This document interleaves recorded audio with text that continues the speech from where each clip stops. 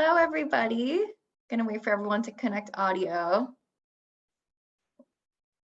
And then we'll get started. Thanks for joining this afternoon. So my name is Janaki Vakharia, and I'm an adult and pediatric endocrinology fellow here at Massachusetts General Hospital in Boston, Massachusetts. And I'm currently board certified in internal medicine and pediatrics. And upon completion of my fellowship, I will be board eligible for both adult and pediatric endocrinology.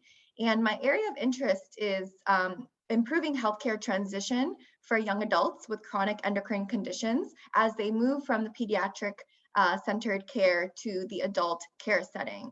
And today I'm very excited to be speaking with all of you about the transition to adult care for young adults with hypothalamic-pituitary disorders.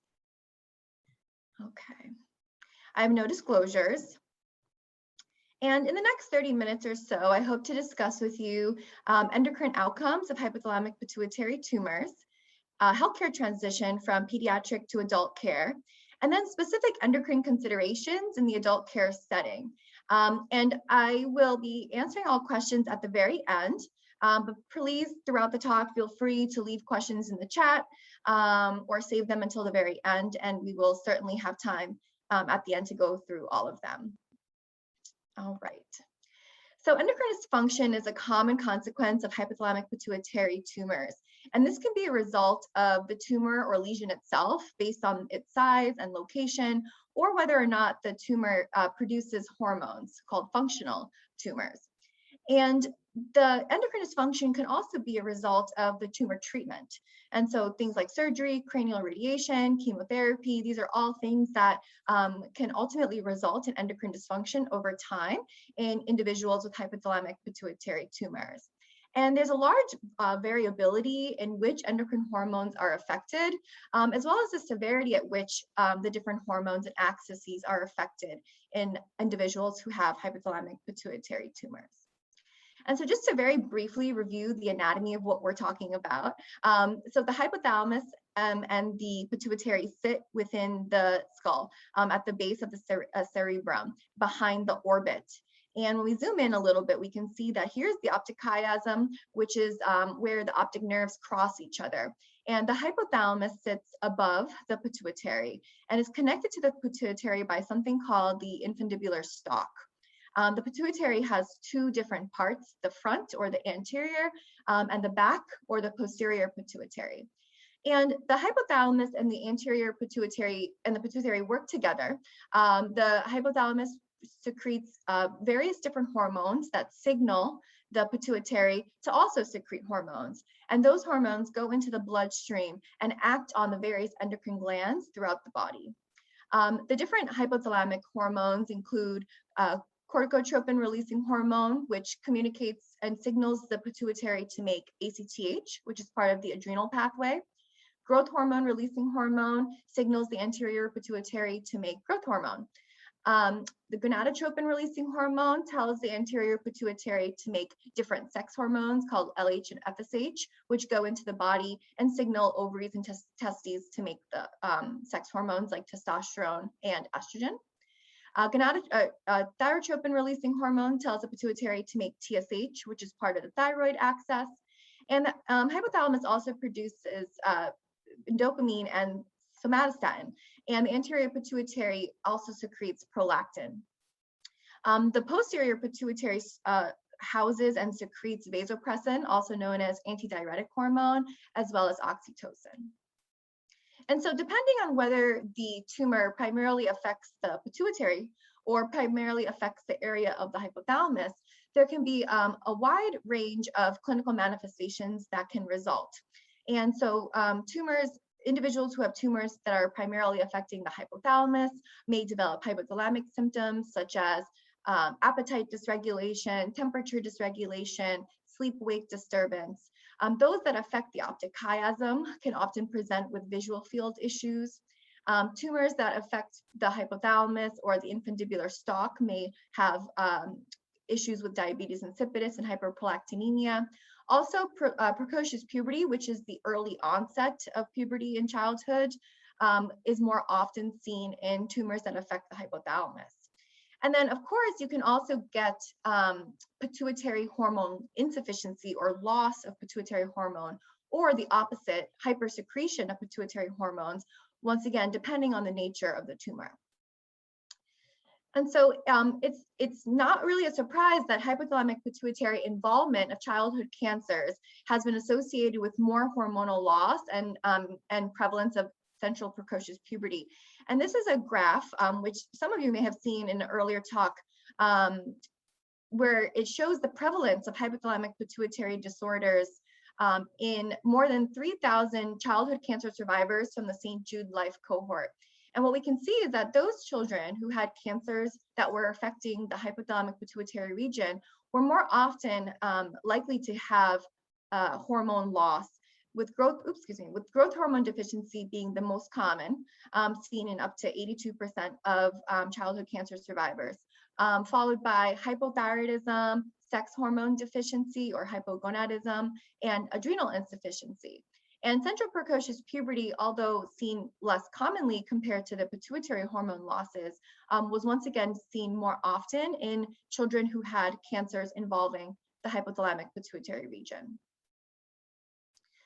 In addition to cancers that can cause pituitary hormone deficiencies, craniopharyngiomas are also a common cause of this. And although craniopharyngiomas are overall not common in the pediatric population, they are the most common lesion to affect the hypothalamic pituitary region in children, accounting for 6 to 15% of intracranial tumors in kids. And pituitary hormone deficits have been reported in 54 to 100% of patients. And similarly, from what we've seen so far, growth hormone deficiency is by far the most common pituitary hormone loss, ranging in 88 to 100% of children who have craniopharyngioma. Sex hormone deficiency or hypogonadism seen from 80 to 95%, followed by central adrenal insufficiency in 55 to 88%, central hypothyroidism in 39 to 95%, and then diabetes insipidus in anywhere from 25 to 86% of individuals. Other long-term clinical outcomes of hypothalamic pituitary disorders include things like obesity, visual impairment, neurocognitive issues, psychological problems, seizures, poor quality of life, sleep-wake cycle problems, and vasculopathies. And so it goes without being said, from what we have learned so far, that young adults with hypothalamic pituitary disorders are truly a unique population and require special consideration when transitioning to the adult care setting, considering the chronic medical conditions that they often have, the complexity of their medical needs, as well as sometimes their social needs.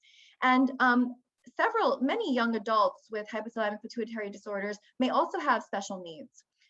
And during this time of transition, there are also major lifestyle changes that may be taking place during this time frame called emerging adulthood. And so what is emerging adulthood?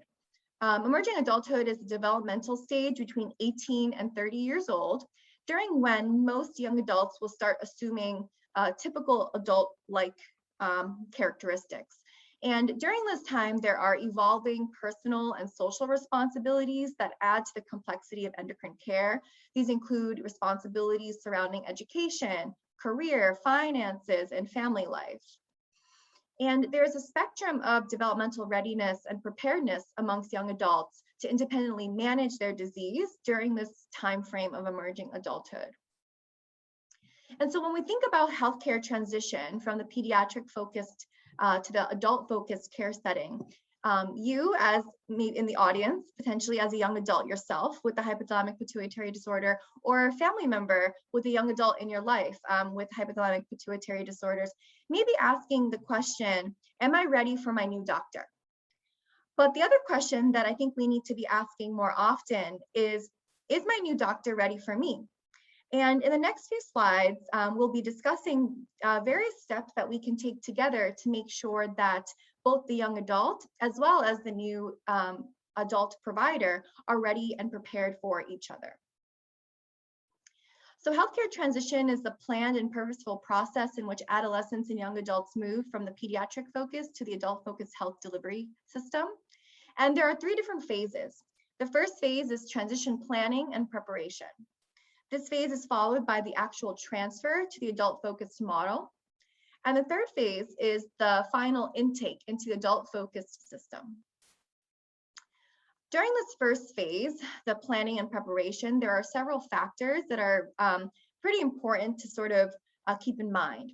The first being strengthening medical knowledge. So during this first phase of transition, it's going to be very important for the young adult to start becoming more knowledgeable about their own medical condition.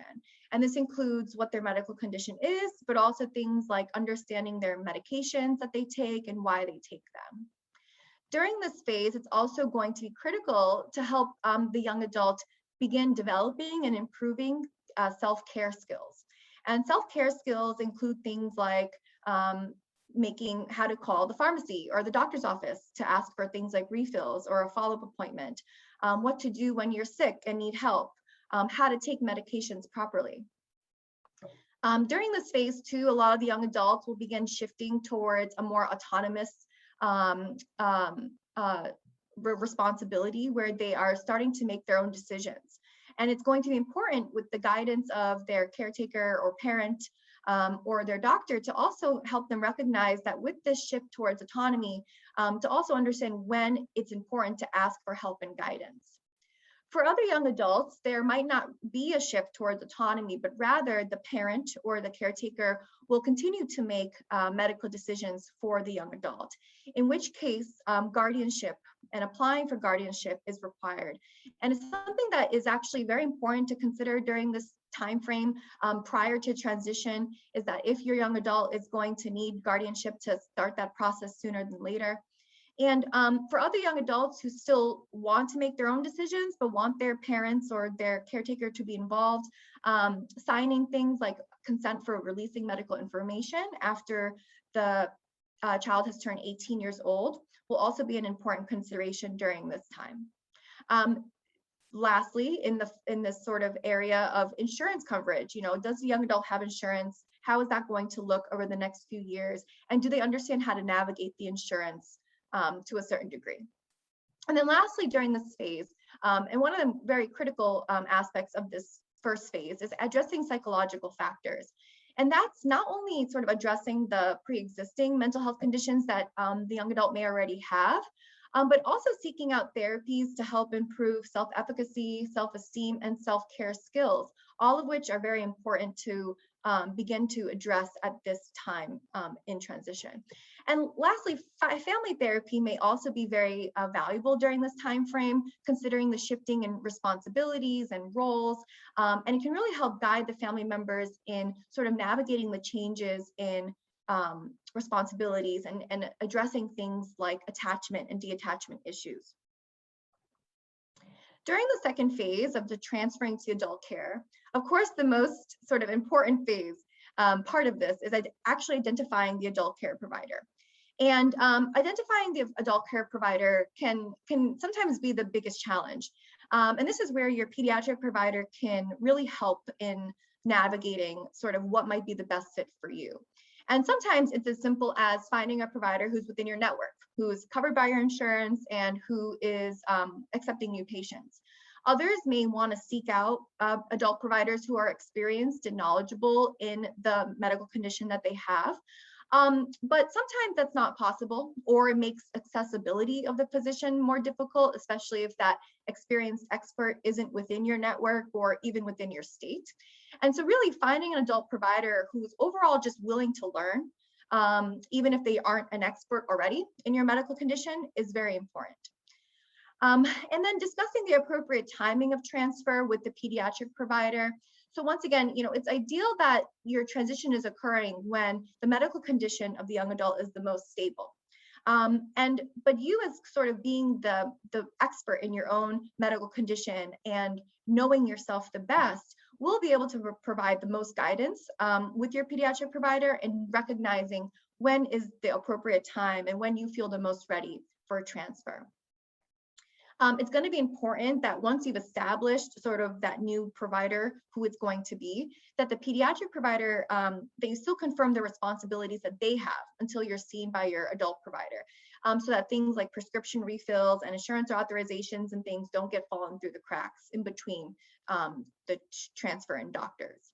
And then lastly, during this phase, it'll be very critical to help your adult provider be prepared for the visit. And this is by working with your pediatric care team to come up with a transfer packet where there is a medical summary, an emergency care plan, and even transition goals that you can provide the adult care doctor ahead of time so that they can prepare for your visit. And this is an example of a clinical summary that is actually publicly available on the Endocrine Society website. I put the link down here.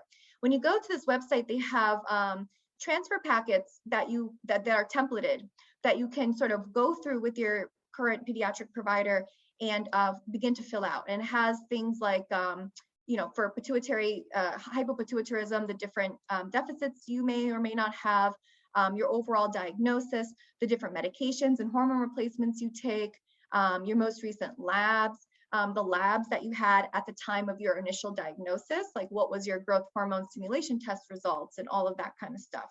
So this is a very, very useful resource and is I think very critical to consider doing ahead of your first appointment with your new doctor.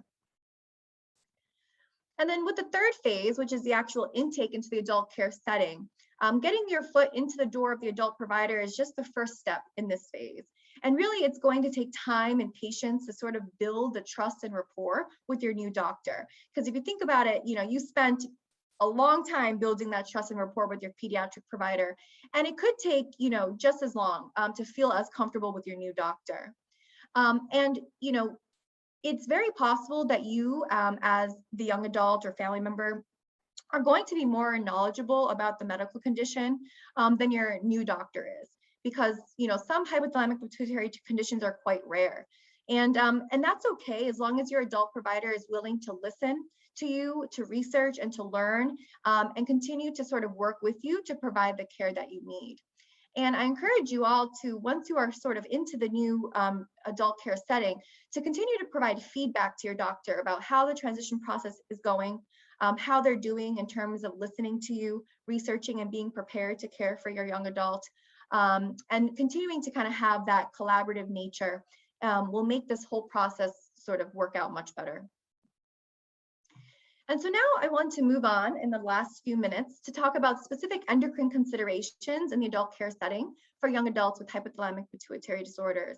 And we'll start by talking about growth hormone deficiency in adulthood, followed by acquired hypogonadotropic hypogonadism or sex hormone deficiency in adulthood, and then fertility and genetic testing, and then lastly, adapting treatment to changes in lifestyle and compliance. So growth hormone deficiency, as we saw earlier in this talk, is one of the most common endocrinopathies in patients with hypothalamic-pituitary disorders. In childhood, the primary focus of growth hormone treatment is to promote growth.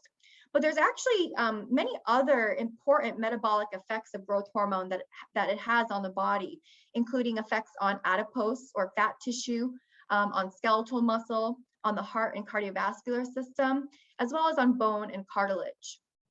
And there are several benefits to continuing growth hormone therapy during the transition period that have been reported. Continuing growth hormone therapy has shown to lead to greater increases in bone mineral density after a final adult height has been achieved. It's been shown to improve quality of life in most adults. And it can improve body composition as well, in particular decreasing fat mass and improving markers of cardiovascular risk like total and LDL cholesterol levels. And there are several societies across the world that have published guidelines regarding growth hormone therapy during the transition period. And many of these guidelines are essentially all say the same thing. And that's that patients with childhood onset growth hormone deficiency should be reevaluated for persistent growth hormone deficiency unless they already have a known congenital defect or irreversible hypothalamic pituitary structural lesion with evidence of hypopituitarism. And so in those individuals, it's recommended that growth hormone replacement be continued during the transition period, as it's been shown to have long-term improvements in body composition, bone health, quality of life, and lipid metabolism in adulthood. Growth hormone doses in adulthood are generally lower than what we use in children, though the optimal dose of growth hormone during the transition period is not well defined. There are several different approaches that have been sort of published in the literature that are a good place to start. Some say that it's good to start at just a 50% dose reduction from what was used in childhood for growth. Others will recommend starting from 0.2 to 0.5 milligrams per day of growth hormone and then titrating the dose up based on IGF-1 levels. Now moving on to acquired hypogonadotropic hypogonadism. This is essentially when you have failure either at the level of the hypothalamus or the level of the pituitary that results in a deficiency in sex hormones that therefore prevent things like the ovary or the testes from making sex hormones like estrogen and testosterone. And there are several different causes for acquired hypogonadotropic hypogonadism.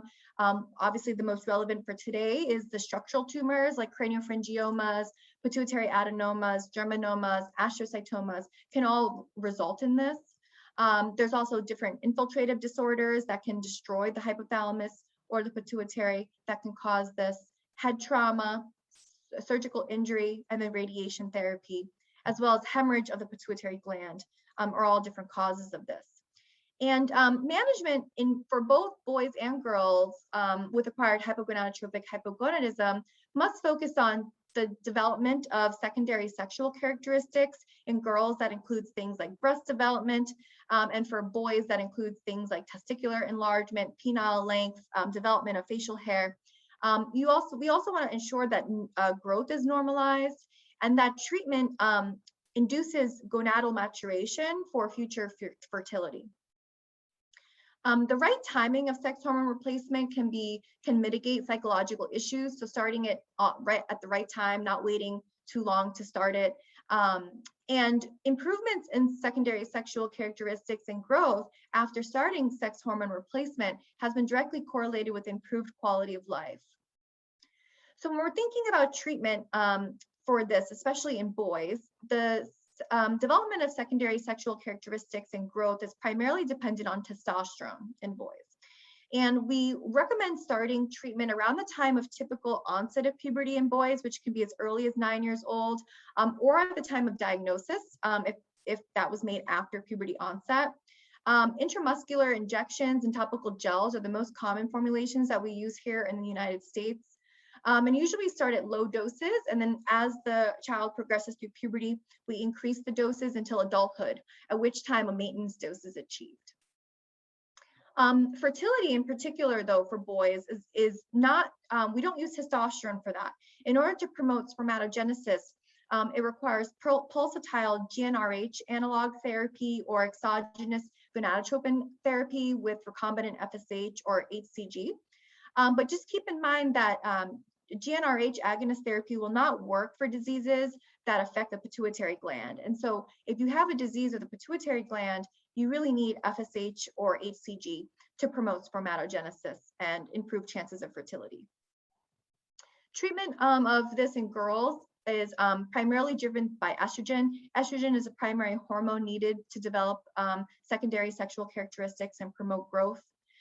We, once again, typically will start treatment around the time of normal female puberty, which is as early as 8 years old, or at the time of diagnosis. And transdermal patches and oral formulations of estrogen are the most commonly used.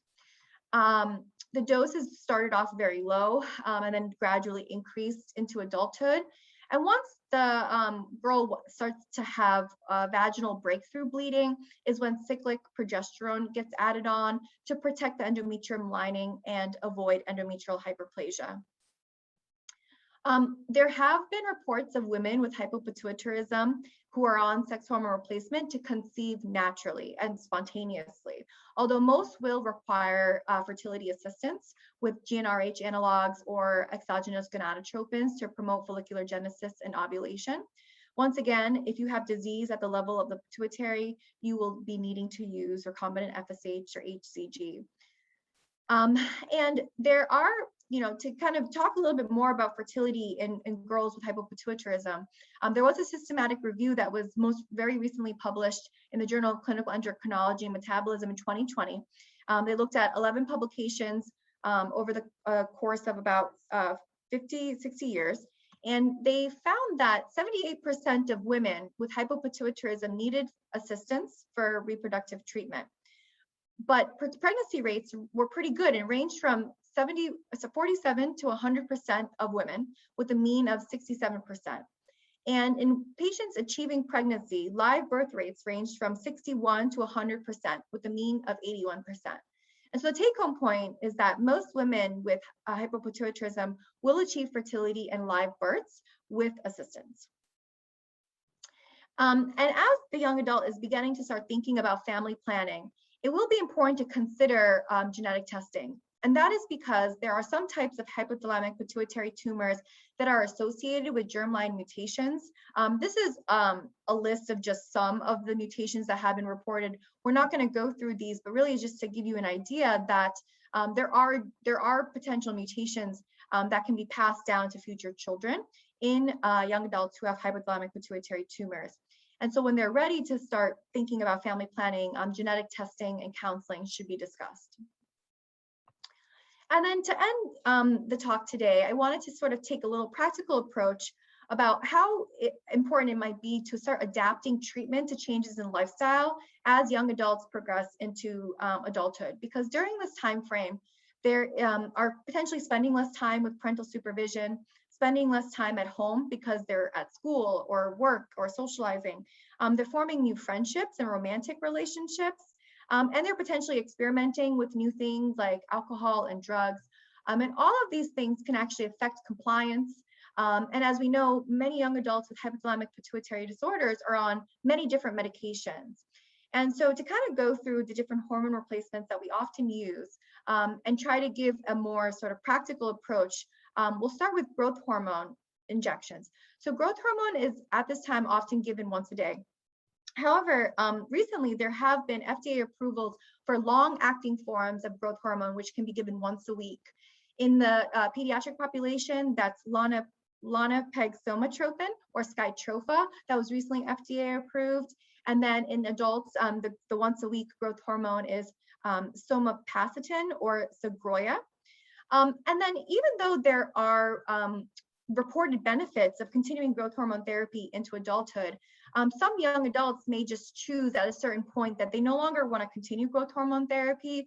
And as long as that decision is made with the guidance of their adult endocrinologist, that could also be a very reasonable and practical decision to make. For hypothyroidism, levothyroxine is the therapy for that, and it's often given as a once-a-day pill. People who have issues with compliance taking the medication once a day may opt to take a loading dose of medication once a week instead, and this can improve compliance. For adrenal insufficiency, in the pediatric population, we often use hydrocortisone 3-time-a-day dosing, and that's because hydrocortisone is the least likely to affect growth compared to the other glucocorticoids that are available. But once the individual has reached their final adult height, we can start using longer acting forms of glucocorticoids like prednisone, for example. And prednisone can be given once a day. And so patients can transition from 3 times a day steroid to a once-a-day steroid, which can significantly improve compliance. And then there are also modified releasing compounds with immediate release components combined with extended release components so that you're taking hydrocortisone maybe once or twice a day as opposed to 3 times a day. And then with sex hormone replacement for testosterone, there are now longer acting forms of intramuscular testosterone that can last about a month or so. So you are taking an injection instead of once a week or once every other week, maybe once every 4 to 6 weeks. You can also use testosterone pellets that are often injected into the buttocks. This has been used for hormone replacement and can provide hormone replacement therapy for up to several months. And then lastly, estrogen replacement. If you're using a patch, there is now a once-a-week patch instead of a twice-a-week patch that is available and could be considered. So in summary, young adults with hypothalamic-pituitary disorders require special attention and support during the transition to adult care. Planning, preparation, and psychological support around the time of transition may enhance successful intake into the adult care setting. There are many endocrine considerations in young adults with hypothalamic-pituitary disorders, and adult endocrinologists must allow appropriate time and preparation when receiving a young adult with hypothalamic-pituitary disorders into their care. I want to leave you with some helpful resources if you or a family member is getting ready for transitioning. There's a website called gotransition.org, which is a very, very useful website. It's kind of just a general transition website. And then the Endocrine Society has toolkits as well that I mentioned earlier. Here is, once again, that transfer summary packet that's available on the Endocrine Society website. And then this is the gotransition.org website. They have a lot of publicly and available resources for both patients, but then also for providers. So this could be something that you share with your pediatric or adult care provider as well if they're not familiar with it. And I just wanted to thank you all for allowing me to be here today and for attending this breakout session. In particular, I wanted to thank Mrs. Amy Wood, who invited me to give this talk today, Dr. Lisa Noctegal, who is the clinical director of the Neuroendocrine and Pituitary Tumor Clinical Center here at Mass General, who helped me prepare this talk and who I work very closely with, taking care of young adults with neuroendocrine conditions. And then Dr. Takara Stanley, who is a pediatric endocrinologist at Mass General Hospital, who also helped me prepare this talk and who I work with very closely with our pediatric age group patients who have neuroendocrine problems. And so with that, I'd be happy to take any questions. You can feel free to unmute yourself as well if you prefer. Thank you so much, Janaki. That was really fantastic, super thorough and really, really interesting. So we've got a couple of questions here. I can read them out, but I'm also happy to take you off mute, and I'll do that now. And if you feel like, I'm not sure if that's working. Oh yeah, let's see. I see a question here from Ciara. It's my understanding that females naturally produce small amounts of testosterone too. Would you ever prescribe testosterone to a female patient? If so, what would warrant this? That's a really great question. And so you're absolutely right. Both boys and girls essentially will have estrogen and testosterone. Of course, in girls, estrogen and progesterone are the primary sex hormones. But as you noted, testosterone is also very important for growth and overall development in girls. Now, in adulthood, there are indications to prescribe testosterone. And often that has to do with more in the area of sexuality. And so some women who have hypogonadism may endorse issues with decreased libido or sort of the inability to achieve an orgasm. And sometimes testosterone therapy at low doses can help with that. And otherwise, though, it's often not sort of like a mainstay therapy in women with hypogonadism. Okay, so to follow up on that also, would it ever help with like bone density or something? So if you had a patient that had like low bone density, would you maybe put them on testosterone to see if that would help, or is that not at all something that would work?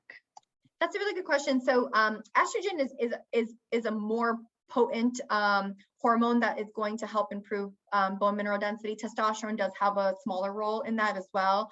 But in a female who is taking estrogen replacement therapy, that should be sufficient.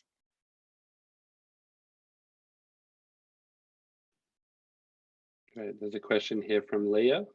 Sure.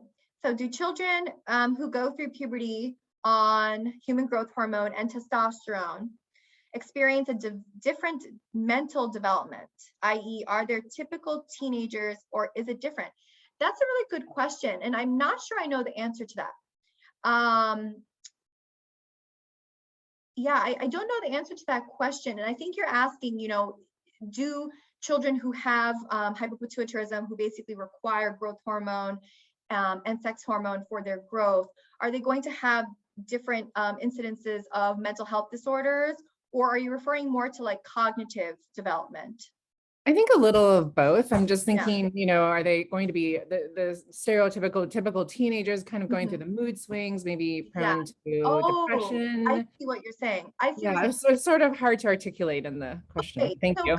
so if we're talking like cognitively, I don't really know the answer to that. And obviously I think there are going to be a lot of variables that will affect cognitive outcomes depending on the nature of the cause of the reasons that they're having growth hormone deficiency or sex hormone deficiency.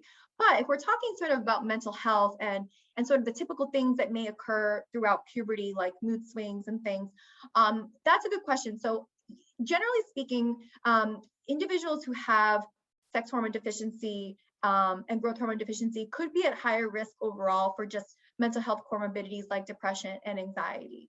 And that's why I kind of alluded to early on that psychological counseling is very important in these children. And the right time of starting growth hormone, the right time of starting sex hormone replacement can actually mitigate some of those psychological factors that really affect children as they're kind of going through puberty. But you know, in kids who take testosterone for their puberty, as opposed to other kids who don't need testosterone injections for puberty, you know, in terms of like the emotional changes, the mood swings, and all of that, at least anecdotally, I've seen it to be pretty similar to kids who don't have that. So Thank you so much. no problem. If you have any questions, put them into the chat or feel free to unmute yourself and ask them here. Hi, this is Catherine. I just had a quick question. I have a child who's actually in the process of applying to college for next year. And of course, it's a very nerve-wracking experience right now for me, thinking about his healthcare. I think many of our kids see multiple specialists, not just one doctor, with endocrinologists obviously being sort of the center of it all. And we've been very lucky that we live nearby CHOP and we have all the doctors in one house and everything is all nicely organized. Now that he's about to go away, and it's almost like if he were in another major city like Boston, where, you know, you have a big hospital where you can see the specialists, but some of the schools he's interested are like in a rural area where I'm not so sure finding how difficult it would be to find specialists. And as I think about it, keeping like an endocrinologist where we are so that he'll have continuity. But then also having obviously like a primary care, somebody who's there who can sort of kind of, how do you typically recommend with your patients in cases like that where, and in some ways it feels very temporary because he'll be there for 4 years or he may be there longer. Is it okay to transition sort of like one step at a time, you know, like keeping a doctor at home, having a doctor somewhere else? And I mean, like what's a typical thing that you recommend with your patients? That's actually a really excellent question. And this is, you're not the only one. So this is, you know, a lot of my patients are in a similar situation. And I think that your thought process, it makes a lot of sense and is often the ones that I recommend. So as you already alluded to, you know, a lot of kids in this situation have many different subspecialists. And I do think that there's a value in sort of holding on to those subspecialists that you have locally, even once your child goes to college. And that's because a lot of our patients actually from the Boston area who go to college in different states will come back during, you know, Christmas break, Thanksgiving break, and things for their check-ins. But we do encourage they have at least a local doctor and often a primary care doctor near their college, just so that kind of helps facilitate things like if there is like ever a need for an emergency refill or lab work or something like that, that you have someone sort of a little bit more local who could help navigate those things if your sort of specialty care team is in a slightly different location. That being said, the bigger issue that sometimes occurs when a child now leaves and maybe goes to college, either abroad or like in a rural place, is that God forbid there was ever some sort of emergency where they required, you know, needing to go to the hospital. That's where it's very critical, I think, for your young adult to carry with them or have available sort of that transfer packet with them, because say God forbid they got sick and they had to go to the emergency or something, and they needed their stress dose of hydrocortisone or whatever it may be. that they have a plan, because those providers sort of in the other areas who might not be familiar with your child's condition might not know what to do. And so it's always important for that to sort of go with your child to college. And part of that transition that we talked about, even if they don't transfer their doctor yet going into college, sort of that like becoming knowledgeable about their medical condition, the self-care aspects, knowing when to ask for help, knowing how to make phone calls are still very important steps, I think, for your college age child to sort of start learning how to do, so that they can sort of have that power with them when they go to new locations. Thank you so much.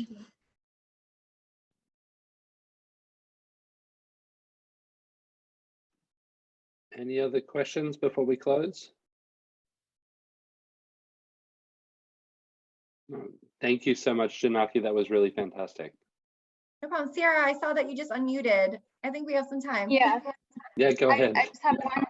I have one more quick question. So I've been in the transition process for a while, and one of the biggest problems that I've run into with my doctors is having consistency. Like I've had, and it's mostly for whatever reason with neurologists. I don't know if that's because of their specialty or if it's just because luck of the draw kind of a thing. But I've had problems where I've gone and seen a doctor, and then they're really great and they seem to be a great match, but they end up saying, no, I'm going to have you see this person. And then that person has me see another person. And so it's like, I never get one person that I see. So I don't get that consistency, and I'm not able to build that relationship. So I guess my question is, how would you suggest I find a doctor that's more likely to be consistent and keep me as their patient rather than just push me off on somebody else? Oh man, yeah. So that's a really good one. And I wonder sort of what is the reasoning for those doctors to continue to do that. I wonder if they feel limited in their knowledge and they feel that maybe someone would be better suited in their knowledge. I think one thing that could be very helpful is a lot of times with the adult providers, we recognize that you as a parent, you are clearly the expert, right? And what I think is going to be the most important fit for you is finding an adult provider who is going to recognize that you know your child's care, you know the backstory, and you want to find a doctor who's going to be willing to learn from you and grow with you. Because like I said, a lot of providers might not know sort of the nitty-gritty of your child's needs and what they're going to need. They might not be as experienced in this condition, and that might give them a sense of insecurity. But maybe if you sort of frame it as, I don't expect you to know everything, but I would like you to sort of be a doctor who will work with me so we can learn together sort of the steps that we need to take to make sure my child's getting the care they need. And maybe if they have that sort of like, I don't need to be an expert, but we can work together to sort of work on, to get the care you need, that might be a good way to start. Because I wonder if it's really more of their insecurity more than anything else. Okay, thank you. Yeah.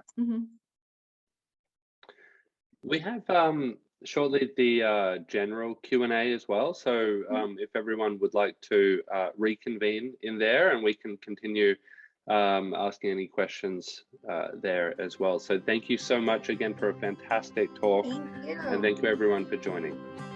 All right. Bye-bye. Okay. Thank you so much. Bye.